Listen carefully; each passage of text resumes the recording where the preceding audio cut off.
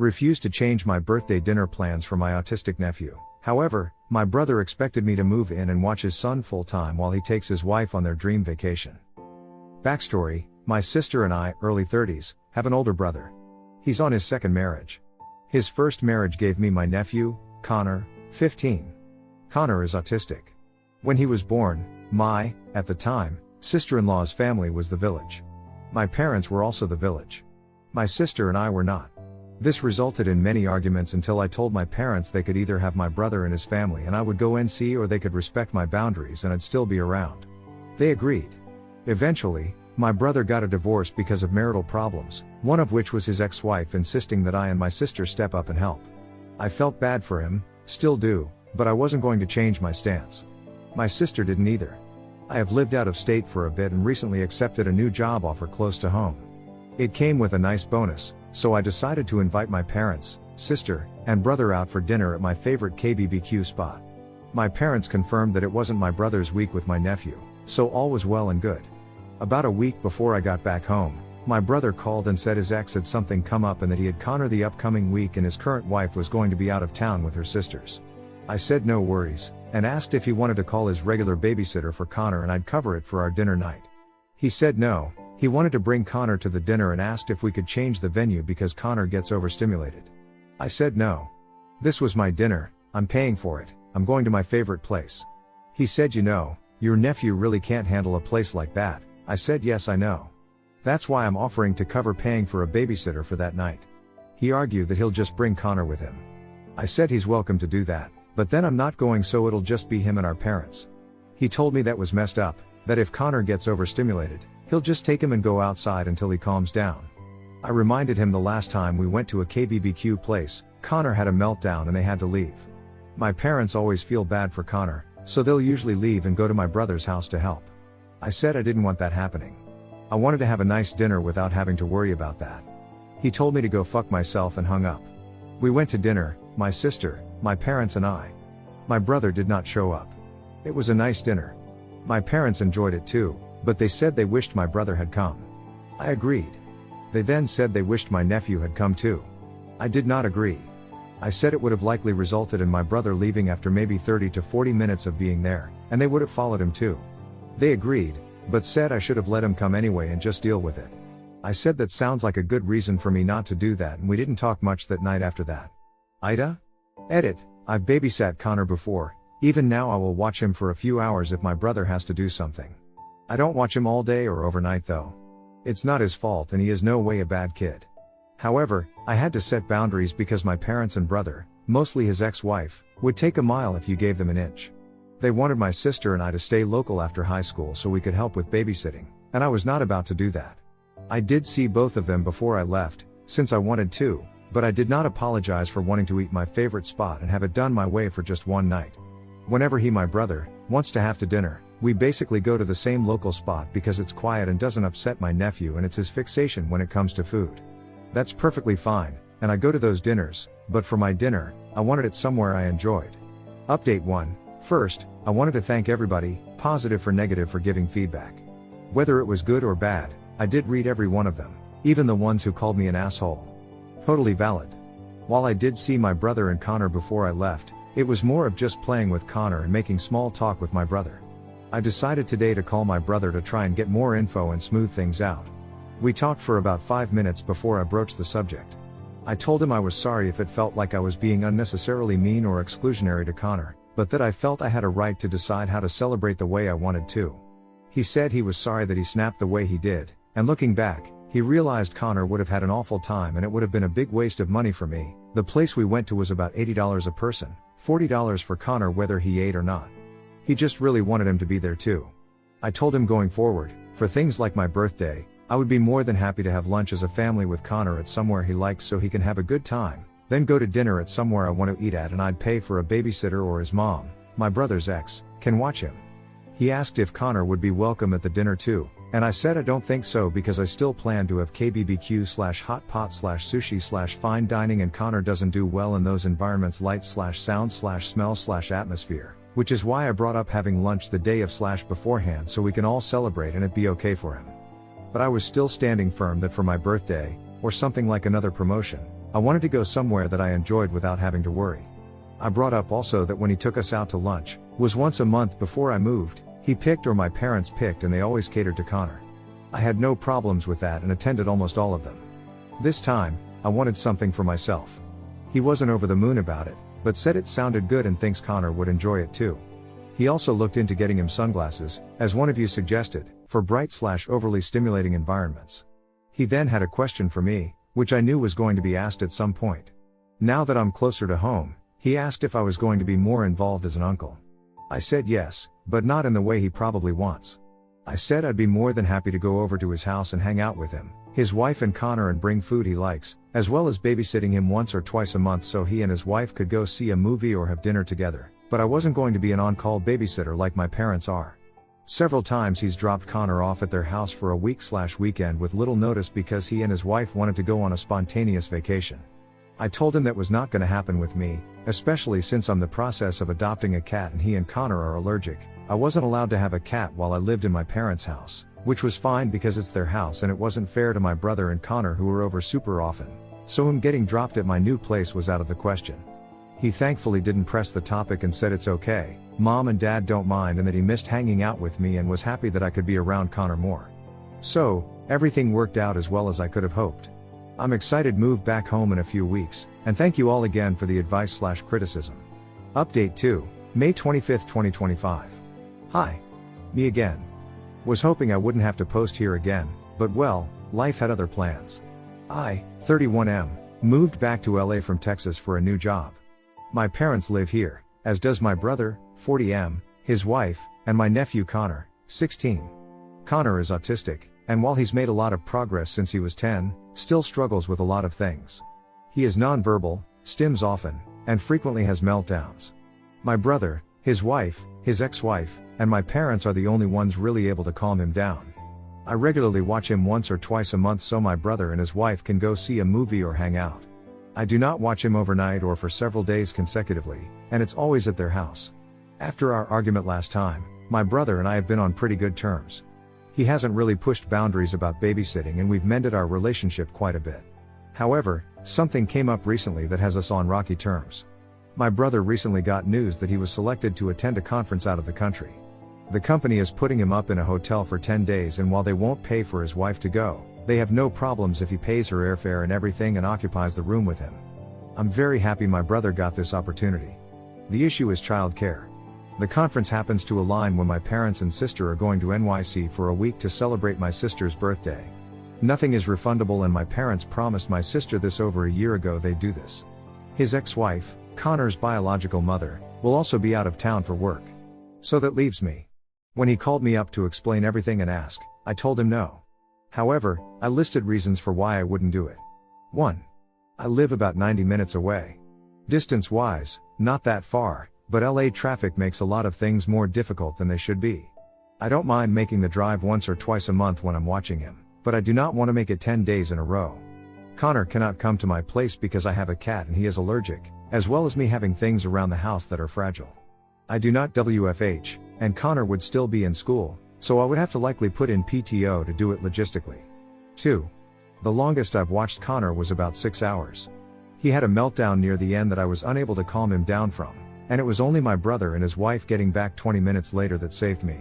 I cannot picture myself doing it for 10 days straight. 3. This one might sound really selfish, but I don't want to set a precedent. If I watch him overnight even once, I know my brother and his wife would push it on me again. I don't want that to be a thing. I'm happy with our arrangement of me watching him once or twice a month and hanging out with him with my brother and our parents. That being said, I would not hesitate to watch him during an emergency. But that is a totally different story. I explained this all to him. He wasn't happy. He went off on me about how he thought me being back would mean he could rely on me for this. I have said before, I am not an on-call babysitter, and his wife would really like to go on this trip. I said I'm sorry, but I'm not doing this. I said I would be happy to go and help her on the weekend he's not here and hang out with Connor, to give her a break, but I'm not going to risk my own mental health for 10 days and use 8 days of PTO to watch him for a non-emergency. He had a few choice words for me and hung up. He got my parents involved in the family group chat, and they surprisingly were on my side. They said it would be a really nice gesture if I did it, but reminded him that I've never watched Connor overnight and his wife doesn't have to go on this trip. He hasn't really talked to me since. I feel bad for his wife not being able to go, but I also don't trust myself to be able to handle Connor for 10 days. Ada? Update 3, May 31st, 2025. First, thank you to everyone who provided advice. I really appreciate it, and it helped know that I wasn't out of line. I messaged my brother. I said he has two options. Either he and or his wife stay home and watch Connor, or he works with the local agencies/care facilities. I apologize if I'm not using the right terms, to get respite care for him for as long as they are gone, and I check on him during the weekend. I would not be watching him, and I will not hear him out in regards to that. He called me and his wife got on the line and said that I know how she feels about other people watching him overnight, and how his mom feels too, and she's never been to this location before and it's on her bucket list. I said I'm aware, and that I'm assuming in that case she'd be staying home with Connor, and maybe she and my brother can take Connor there in the future. My brother tried to interject and I cut him off. Said I really don't care what he has to argue, I'm not here for it. As some of you suggested, I again pointed them towards local organizations and government entities dedicated to helping parents with children with special needs, but didn't really get anywhere. I was really burned out over everything, so I said good luck with the situation and hung up. I made a group chat with him and his wife and told him that, going forward, I will be visiting them once or twice a month. Meaning, one of them has to be there when I'm there. I'm not watching Connor alone anymore. I feel like this is a good compromise, letting me still hang out with Connor and also not being a caretaker. I told them that, maybe in the future, we can work back towards what we had before. But not anytime soon. They both wrote back paragraphs on how they were sorry but they had no other choice and thought maybe I'd do it for them, that this could be like a second honeymoon for them, and to please keep watching him for a day or two a month. That they'd even pay me for it. I told them no amount of payment is worth it. It's not fair to me, it's not fair to Connor. He is not my son, he is theirs. That they need to start working with agencies now, and get him accustomed to care and other people watching him, because our parents are getting old and soon they won't be an option. My brother responded that he and his wife will start the process, and get his ex involved too, but if that doesn't work, what are they going to do? I told them that it's on them. I'll happily join them in researching organizations and benefits, but if they have an inkling in their head that I'm going to do for them what my parents do, they are out of their minds. His wife asked if I would consider getting training and learning how to care for Connor like they do, and I shot that down. I am more than happy to be the fun uncle that drops by and hangs out, but I value my independence and I won't let that be compromised. Both of them eventually just gave me thumbs up emojis. His wife said she was going to stay home with Connor and not go on the trip, and said they'd see me in 2 weeks to have a hangout. We'll see what happens then, but at the very least, I'm not on the hook for watching him, and someone that can calm him is. I will do my best to keep pushing them to expand their circle and seek out other options and programs that help them with Connor, as I think that would greatly benefit the quality of life of all of them and prevent a situation like this from ever coming up again. Next story, work best friend helped me every day and stayed late to support me, then he confessed he had feelings for me since day one, but I accidentally rejected his offer. So I, 25F, just moved to this city and was honestly really grateful to have found a friend. My coworker, 29M, and I started getting close and he became my work best friend, having lunch and breaks together. Then eventually he started offering for me to come along to concerts, movies, etc. with his friends, and the whole time it was quite friendly, like I never got the vibe he was interested. We would even ride together sometimes and started going for runs together. We started sending each other reels or videos and just staying in touch throughout the day. Then he started coming over to my place because we started watching White Lotus together since we both liked it before, so we thought, oh, let's watch it together. But throughout all this he never alluded to anything romantic. Never touched me or flirted. Introduced me to other people saying here's my friend. For my job I often have to stay late to set things up for the next day. He started gradually offering more and more to stay and help me, even though our other coworkers would go for drinks. So he would leave himself out of things to help me. That's when I started getting the vibe. At some point I even broke down to him about how hard moving away from my family was for me. I told him how guilty I felt leaving my parents and missing valuable time with them, and also how guilty I was about leaving my 11-year-old sister and missing milestones. I'm the oldest sister, if you couldn't tell, lol. He was so understanding and really talked me through it and helped me. Then one day he was helping me set up a conference room and I said, why are you doing this? Like, you are in no way obligated to do this, it has nothing to do with your job at all. He then kind of started opening the floodgates and said, well, when you like someone you do things for them. And I was like, what? What do you mean?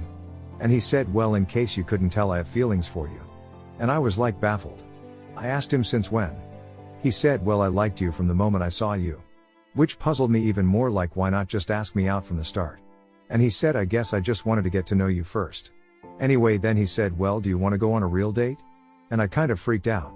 My fear of commitment kicked in and I just reactively declined the date and said I don't think that's a good idea. I got really scared and anxious. I've always fled when something is about to become real.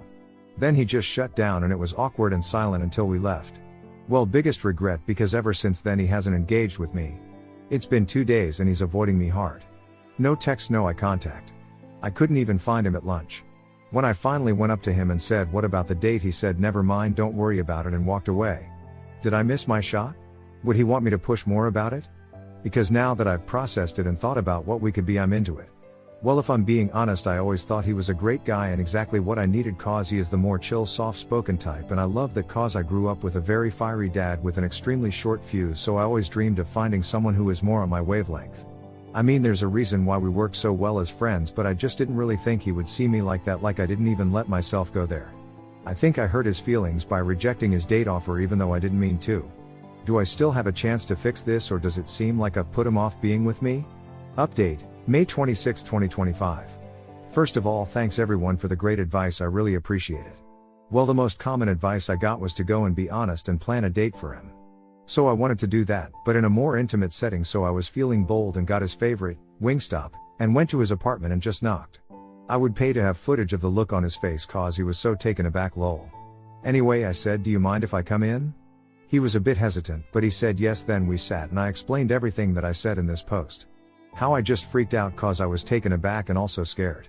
Scared about anchoring myself to a place away from my family, scared to lose my only friend, scared that the idea of having me would end up being better than actually having me.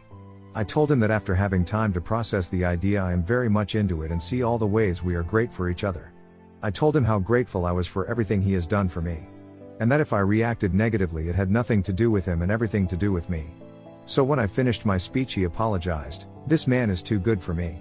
He was like, okay, I'm also sorry, I didn't mean to ice you out, I was just disappointed and needed a little time, and I would have eventually started speaking to you again, like I would still rather be your friend than not. And that was a big relief cause I saw comments of people saying, well, if he was just hanging out with you to get in your pants, then he's not your friend or he's immature.